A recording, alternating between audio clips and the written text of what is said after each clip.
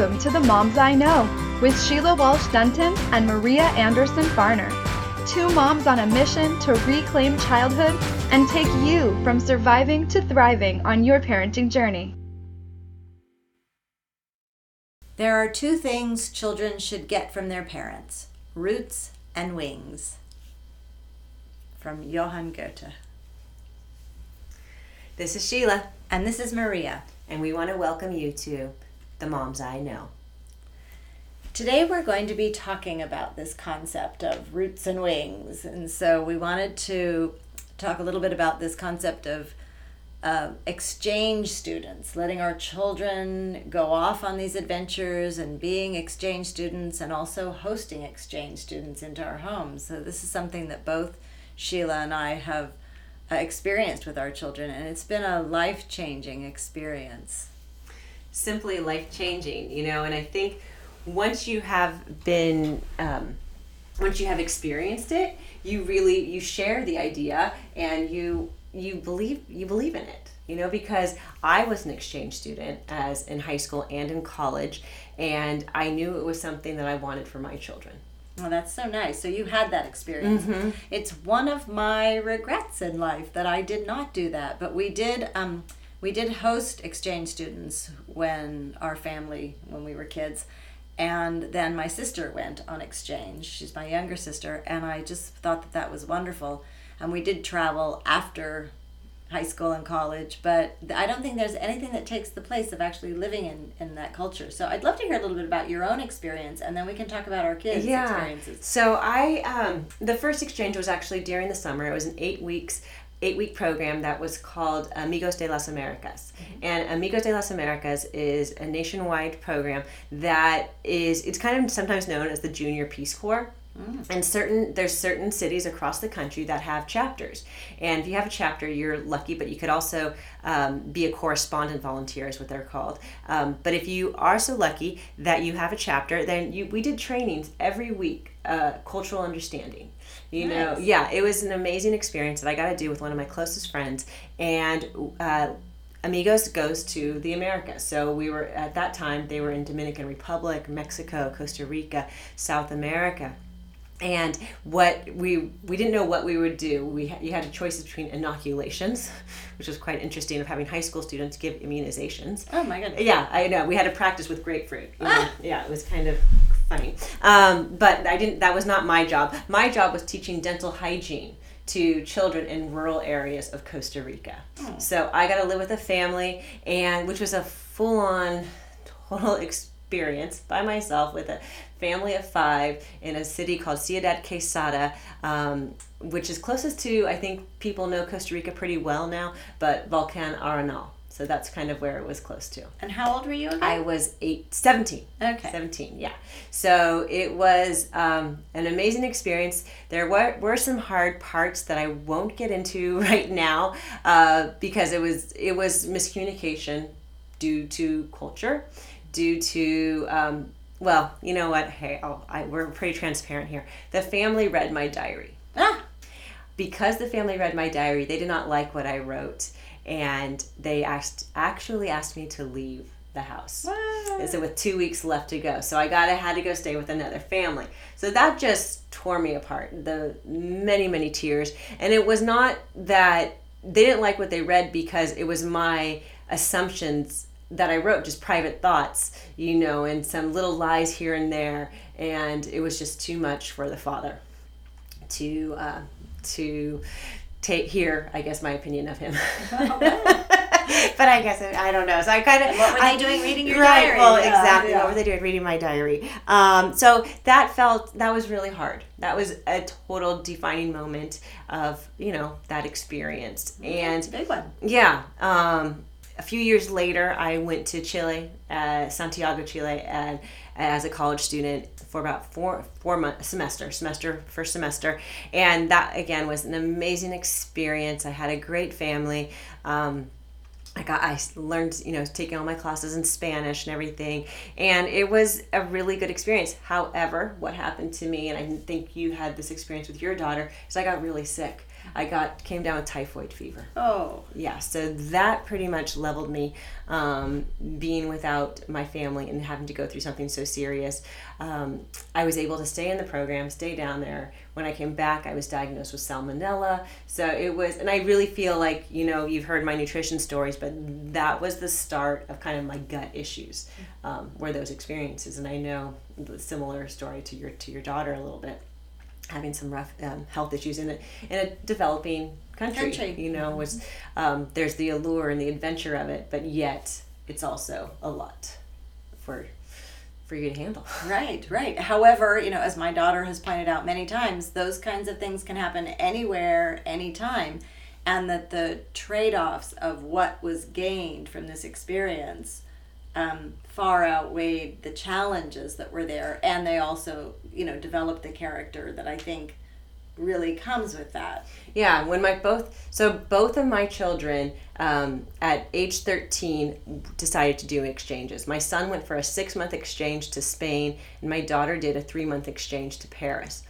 Before they left, when they were making the decision, I told them that it was going to be the hardest thing they've ever done thus far in their life, the most challenging, the most intense, really leaving everything for the unfamiliar. But yet, and in it might be really hard.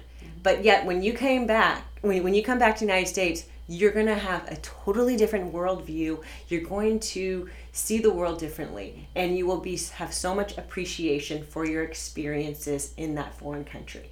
Because that was my experience. It was so hard, especially having to leave a family that I thought there was love there, but being asked to leave, getting sick in a foreign country, hardest things I've ever had to deal with, but yet that built my character, my resilience, and now you go, I can do anything, and I wanted my children to have that, and they did. My son for 6 months was in Spain, and he's a kind of a different bird, because he said he didn't miss us at all. He really's like, he could have stayed there probably another 6 months. He loved the football, and he loved the food, and he had a fabulous family. Super grateful for the family. My daughter, on the other hand, had a great family, but it affected her a lot more. She thought before she left, she was like, I want to leave yesterday, like couldn't wait to go. And when she was there, it took her by surprise how much emotion she had for missing home. That's so interesting to think about all the different ways in which we process these experiences. We traveled with our children to Scandinavia when they were around 8 and 10, and I think we've talked about this before, but their eyes were opened to the world out there. So both of them wanted to travel more. They wanted to be exchange students. And I think that that's the piece that is so huge, is that yes, it's hard, and yes, it's challenging, and maneuvering through different countries and different cultures and living with other families. I mean, these would be hard, even in our own culture, but when you go into somebody else's culture and you're learning about all of these things, it's so challenging, and yet that worldview, that shift is just enormous. And I saw that with my sister, I saw that with the people that came to live with us, and I saw it with both of my children. And then with the students that we had come to live with us, they're a little bit different. One, I really embraced it. The other one, I'm not quite sure what he was really thinking. But it was great for us to experience these children from a different country and the way in which they viewed the world. And so I think that, especially as Americans, we really can get isolated into our own way of doing things. And I think that if we venture out and if our children have these appreciations for other cultures, it can change the world. And so I think that in terms of where we're going as one planet, I think that we really do need to look at these cultural exchanges so much more deeply. And I love the idea that the program that you had in high school, where you were really learning about different cultures before you just were sent off as well. Well, part of that program was, we knew we were going to developing countries. So it was a safety thing as well as a cultural understanding, right.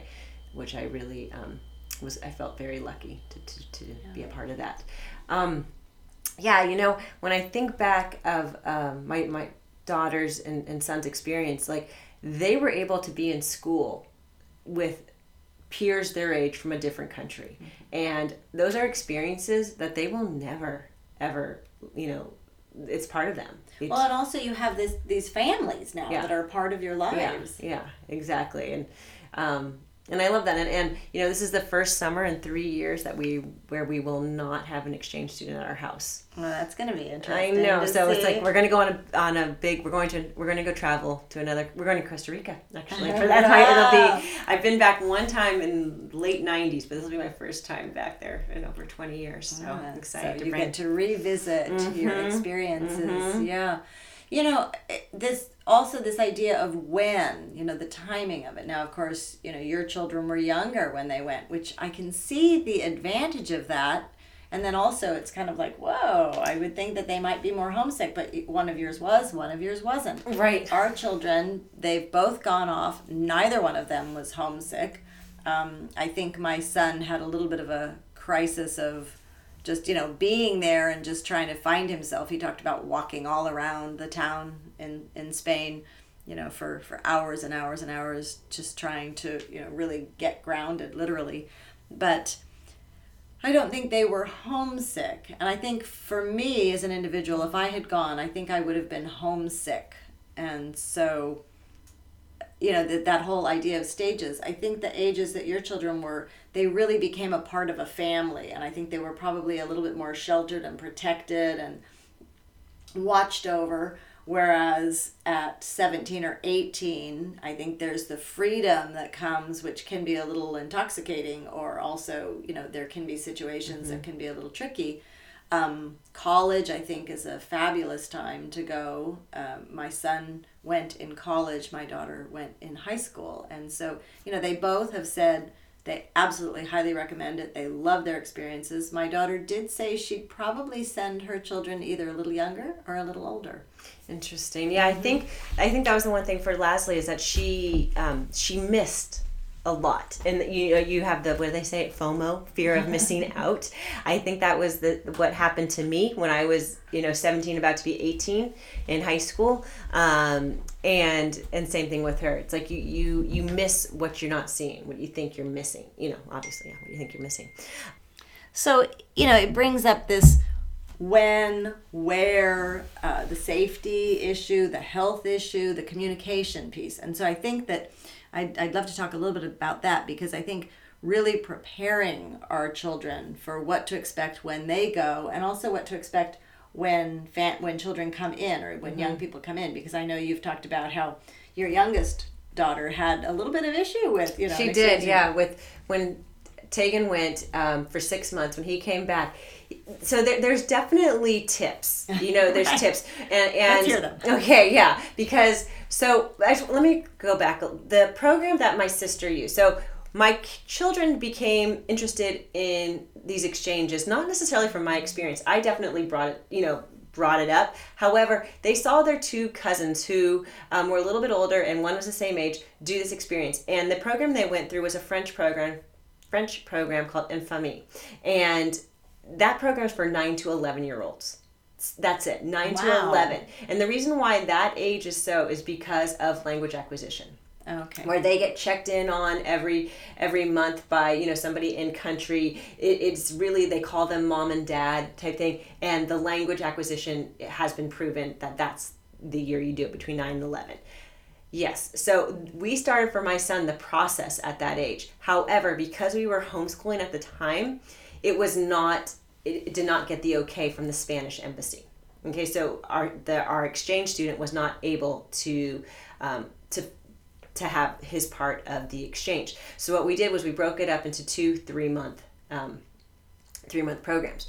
One thing for exchange students is if they're exchange students, they want to come during the school year, so that they get that full comprehensive experience. My 2 kids were able to have that in Spain and in France. However, for us, we didn't want to tell them what to do, but the Europeans family chose for their kids to come to us in the summer.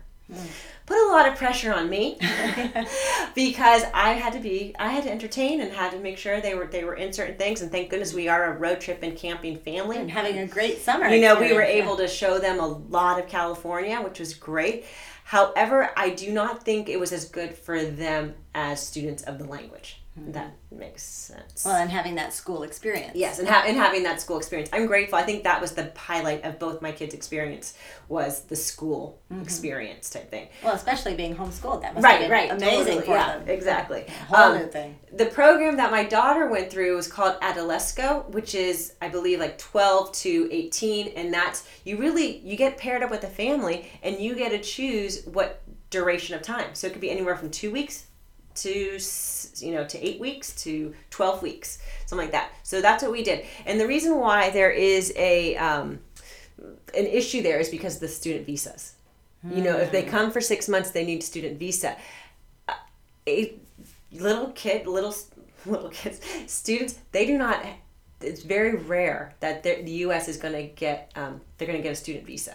Oh, interesting. Yes. So probably changes in high school. Our policy have made things a little bit trickier. Totally. Yeah. It was very hard for us to try to get the Spanish boy to us. So that's why for a student visa. Yes, they would not. We even wrote Sam Farr. To try to help us. I think I told you that. And so that's why they local officials. They broke it up. So it is work. Yes. You definitely have to want this. You would definitely, and one thing that people ask, like, how did your kids want to do that? It came from them. Mm-hmm. It came from them hearing the stories, hearing them speak other languages. My niece went to Germany, and my other niece went to Spain too. Mm-hmm. And so they saw the experience of their cousins, and so it became doable. Until you see somebody else do it, you don't think you can do it. You see them do it, okay, I can do it. Right. And I want to qualify that because I think that's key, is I would never send my child off if they weren't 100% behind this. One of the exchange students that we have, I think that it wasn't really his choice to do this program. And I think, his experience was less positive because of that. The other one was, couldn't wait to come, and he just became part of our family. And so, and our children were so confident in their abilities to go off to another country and to be comfortable, and even with that, I think they both had those moments of, oh my gosh, what have I done? And then are so happy that they went and that they experienced it. All of our kids now, speaking another language, comfortable global citizens, and this awareness of different cultures where they just really see that things can be incredible all around the world. And then also, like you said, this appreciation for what we do have here. I mean, I think they do have that. Yeah. I remember for me, that was one big thing because I went to Costa Rica in 1990. I remember getting out of the airport and there was like a rat running across the floor. Oh. Okay. And so the appreciation for the United States at that time. I know Costa Rica has totally changed. But I realized that and we have them here. That last response, I didn't get back to your question about my third child. So when Tegan went, he came back after 6 months, and an hour later, our exchange student came. So one of the pieces of advice they say is, number one, don't come during the summer. Come during the school year. And when you do the exchange, make sure you have a week or two to decompress. Yeah. We didn't get that. And so Juliet was missing her brother, and here she has another brother who there was just not a connection there, and so it became a very hard summer. Yeah, well, she didn't have that time with her own brother when he came back to just be as a family. Yes. So yeah, that's a really important tip. So I've worked with quite a few families who have hosted exchange students from different countries, and the children in the family have just loved having these young people coming from Japan, from Germany, from France, from Italy. And so, if you're not quite ready to let your kids go off into the world, start by hosting. And you can host for very short periods of time, 2 weeks, a month. Even less than that. Yeah. I know because there's sister city committees and stuff like that, Rotary. These are all organizations that help with exchanges. And sometimes they're just looking for host families. I'm sure you can look in your local paper and host families looking for an exchange student, because children of the world in other parts of the world, they want to come to the United States. Yeah. And I think, again, the communication piece. So asking a lot of questions, really checking the programs out, asking about all the parameters, the safety, the health, the what is the family unit going to be like? I know that you were able to talk with your families in these other countries ahead of time. You really established, quite a relationship with them. For us, when our daughter went off to Mexico, we didn't have as much of that, but she landed with lovely, lovely families and had just an amazing time. And like she has expressed, she wouldn't change it. She would just maybe do it a little bit differently for her own children based on some of the challenges that she experienced. And also, really knowing the cultures pretty well, getting to be aware of that, talking with your children about those things, having open conversations with your kids about what the challenges are. You said that about, it's going to be the hardest thing you've ever done, and you're going to also love it. Mm-hmm. Another thing is, we can parent from a place of fear, or we can parent from a place of curiosity. Mm-hmm. And one thing I have told my children, it's kind of since they were young, I've told them that people are good. Mm-hmm. Generally speaking, people are very good. And the whole program, you kind of heard a little bit about how we were not able to get the visa for the boy who's supposed to come 6 months for 6 months. We broke it up, but they asked for my son to come first. Usually it's the European student who comes to the United States first because they are more well-traveled. Okay. And so when he went first, we actually got matched in a program, but then we went out of the program and we did this on our own.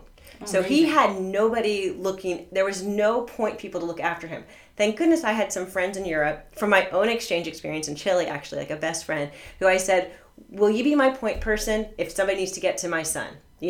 And so she said yes. But basically, I wanted to take him over there. When I took him over there and they met us at the airport, immediately I knew that, yes, people are good, and he was in a fabulous family.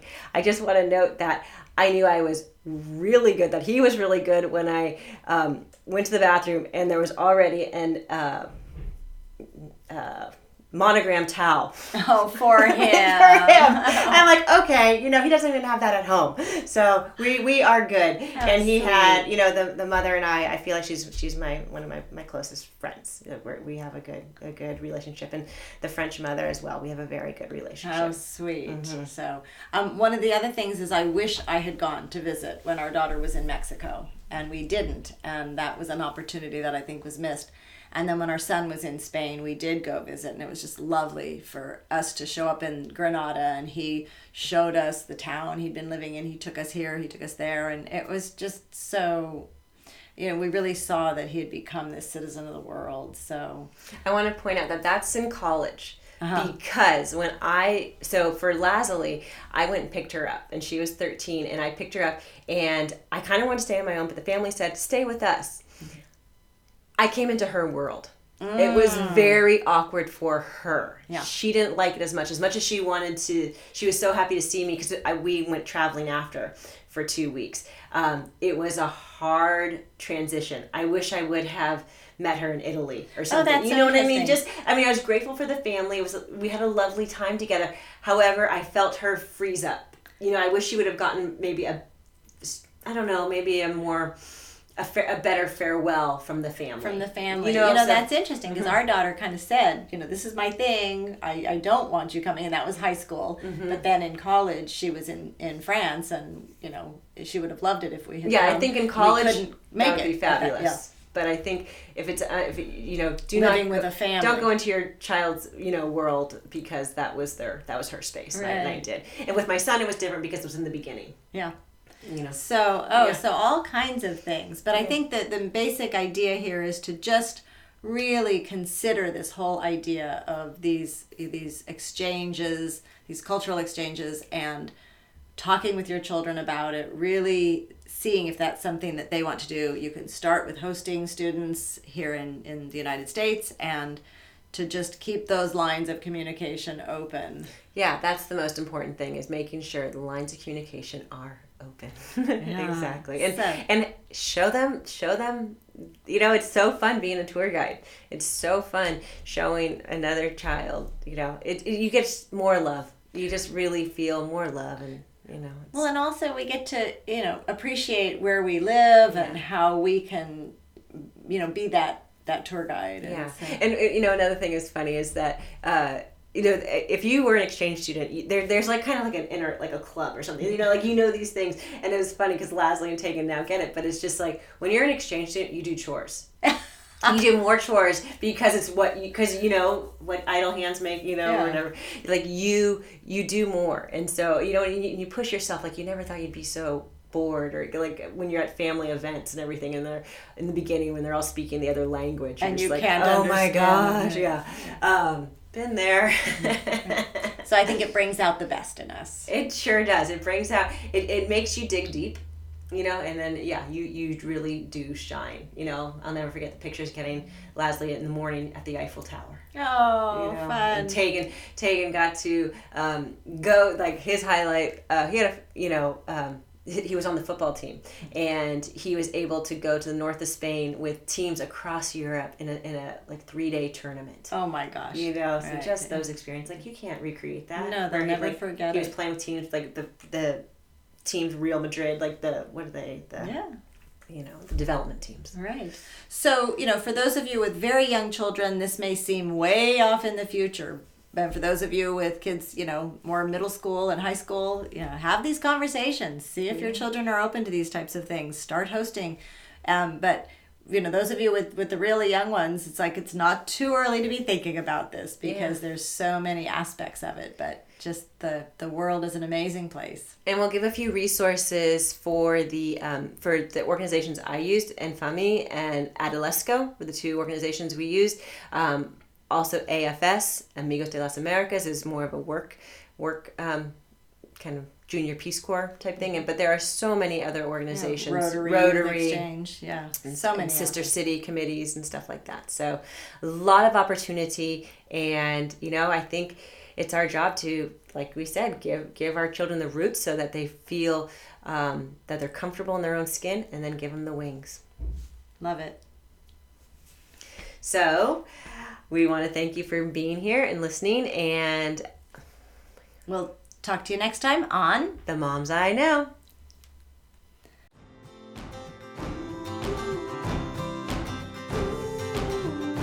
Thanks for joining us today for The Moms I Know. To learn more about Sheila and her online program, The Mom Map, visit purplebeetnutrition.com. For Maria's monthly blog and to learn more about her group programs and retreats, visit SoquelEssentials.com. That's SOQUEL Essentials.com. We hope you enjoyed today's episode of The Moms I Know. Until next week, have a joyful family journey.